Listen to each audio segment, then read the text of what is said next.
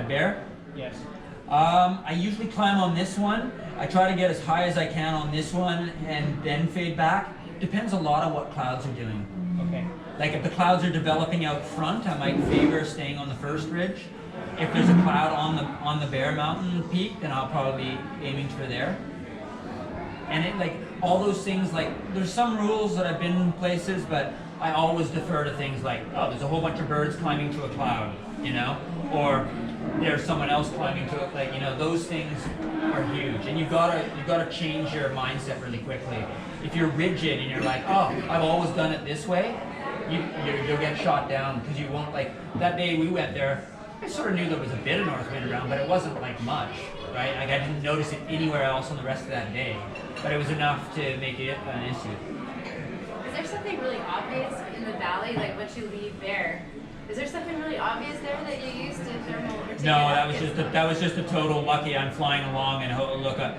But you can see it was a drifter. It didn't really do anything. Like look at the height gain on the little chart down below. Yeah. So it was really more of a not much. Okay, I was like, oh, is that it? What I sometimes do is I spin it around and look down through the thermal and see what maybe the trigger was. Yeah. If you're, especially if you're using things like if you're using, because this is with an IGC, you can get a KLM and then look on Google Earth, and then you can look down, and that can help you identify where your course came from. Like arriving here, this is always like there's these two gullies. I pretty much almost always go to the second gully. This isn't much of a gully and it feels a little bit downwind. I don't know if they're, where's the sat map? Actually the sat map might show it better, but yeah, you can see these gullies in the trees. Just climb up there. I think I was just going back here to tag for distance to make the triangle. You can see these red lines here. They show what the actual scoring triangle is based on. They're not, these straight ones are just a scoring thing.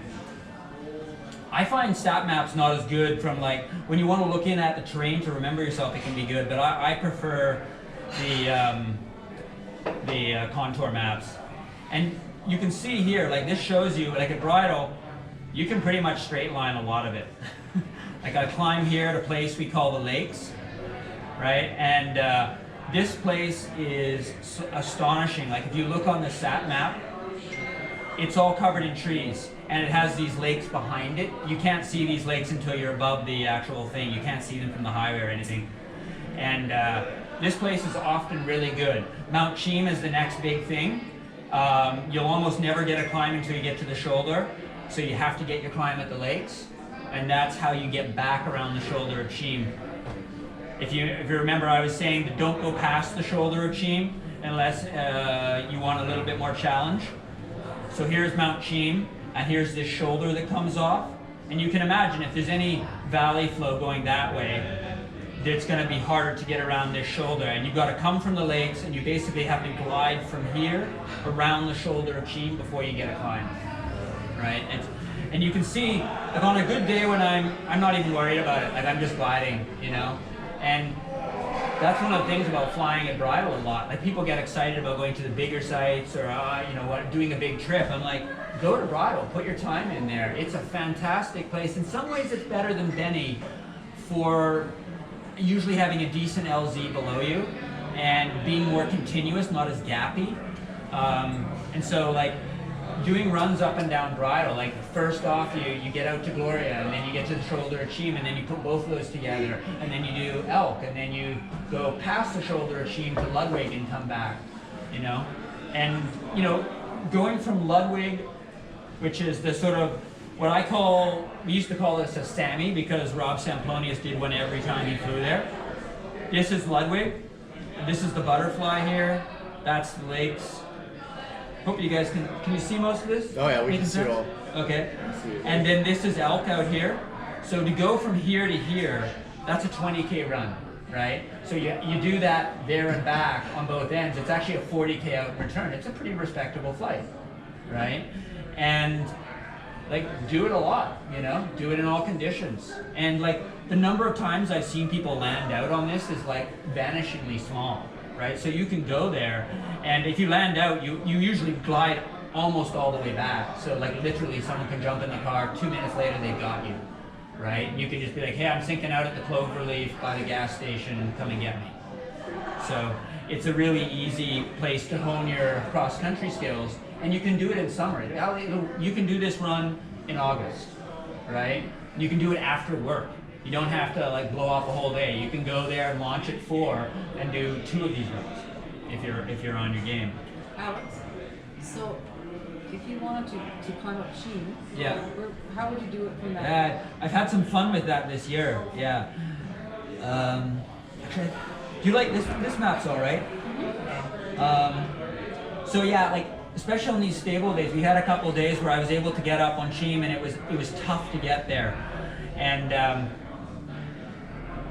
so launch. Here's Mount Archibald, and launch is what is it? It's down here, isn't it? Yeah. Right. So it's on this cluster of like of contours down here. And basically I work my way up here, work my way up the ridge. I usually go over to Allen's Forest Block. I get up on the shoulder of Archibald. And then if I'm like, oh, it's kind of a stable day, I just want to get high today, see what I can do, I might follow this back if I'm high, but I probably just glide over to here across that kind of basin that in spring has snow in it, and usually a couple bears down here. And then I get up on here. There's like where an old road goes around the corner of Archibald there. This is the Killarney Valley. And basically I try to get up on here as high as I can. You can go to the shoulder of Cheam. It's hard, it doesn't seem to work on here very well. You have to be a bit more committed, Mike, and get right into here. That chunk here seems to be where it works, Tim. Right in here. And sometimes if I get high enough on the shoulder of Archibald here, I'll glide over the Killarney Valley. You're kind of getting deep here, right? Like if you don't arrive above halfway, it looks like a long glide out. So be a little. And you can be chasing headwind too. Yeah, you got it. And to get back out, yeah, it would be headwind coming out this valley. So be a little cautious with that. And then basically you're working your way up here, try to get up. And then right here is where I usually get it. And if you go to Cheam below the peak, like if you don't get up here and you're like, oh, maybe I'll get something over here, you almost never will. You have to actually be at like ridge height and a bit higher, and then you can scooch along. And it's really bizarre. Like almost every time I've been up there, it's felt like often, like, because a lot of times we do this, it's like got a bit of north up high, and I'll actually ridge soar over to Cheam. And everyone else is like, they'll leave here like 100 meters lower because they just don't take the extra 4 or 5 turns and something broken. And then they'll end up over here, and it's just, yeah, it's pretty, you got a big face above you, but it's really hard to get up there. You have to pretty much get up Is here. it that long, flat face kind of triangular? Is that the one you're using to get up?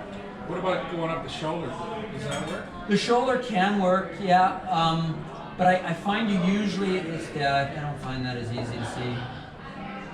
I haven't ventured over the other side of the valley. I've always gone up to the shoulder. Yeah, like the shoulder will work to here, but at some point from the shoulder, Richard, you almost have to jump back to here. You'll end up being low, and like maybe not really much below, but a little bit lower than you left here, and then you've got to work it up in here. Yeah. On a good day, you could, like often you'll get clouds forming here, and then there's another set of clouds forming on the peak. But it is a fun game, because there's a lot of days if the clouds are high enough, you can get there, but it actually takes some patience. You do have to be careful too. I've gotten up here, realized, because a lot of times we fly Cheam when it's lee side. Like we fly the whole bridle range, and if you look at the RASP, it's south above, because southwest is the prevailing wind here, right? And you look at 2,000 meters and higher, and a lot of days when it's just valley flow down low, right? You get up to 2,000 meters and it's southwest. And we're like basically this whole ridge, you know, if this is southwest, you know, is in the lead. And I've gotten up there, and I actually, Greg did this the first time. We were up here, we were trying to get around, and Greg was like, man, we're in the lead. And went around here and then just ridge soared up this side and top landed. That was pretty cool. So be a little careful when you get to that point there, Richard. You're at 18 or 1900 meters. A lot of times the wind changes there, because you're now, you'll see as you get over there, you're looking right off into the Cascades. And any wind, especially if it's higher wind, you'll start feeling it. So that area can get pretty active on the flying front.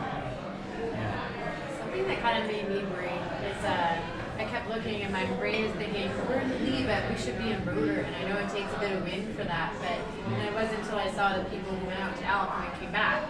I was staying right away from all those being uptight to try and, which is where most of the lift was, but I thought if the wind picks up at all and has any kind of south to it, I don't know where that, well, without the experience, I was so terrified. Then I saw these guys that I was flying with, they all came back right up against it. I'm like, oh, well, there's no rotor there. But like, is that something you've encountered there, or? We fly there south all the time, and usually the south doesn't seem to be really strong across like through the saddle, that low point by Archibald. Yeah. It usually seems to be okay, but you know, it has occasionally happened. You'd probably feel it pretty early. It would start feeling nasty. But if it's not feeling nasty in the climbs, like I take a lot of my cues from the thermals. A lot of times you'll get a warning that, hey, something's going to happen, right? Like the thermal feels weird, it's drifting away from the hill, it's got rough, and you're like, okay, it's not sucking up against the hill, why is that, you know? And you know, you start climbing away and you're like, well, maybe I'm glad I got this height, because maybe you get over the ridge and all of a sudden it gets a bit more rough, you know? But the things that protect you when you're in a lee side situation is better thermal quality, right? So if it's a real classic like south wind, you know, there, and you're thermaling kind of like west and southwest faces, and it's coming up here, and there's this wind coming over the top. If the thermal quality is better and the mountain is a better block, you'll be more protected, right? But as soon as you're not as well blocked, or the thermal quality is less, then the side thermaling gets shittier, because the thermals aren't well formed. They seem, you know. Goldsmith has a good article about the things that help you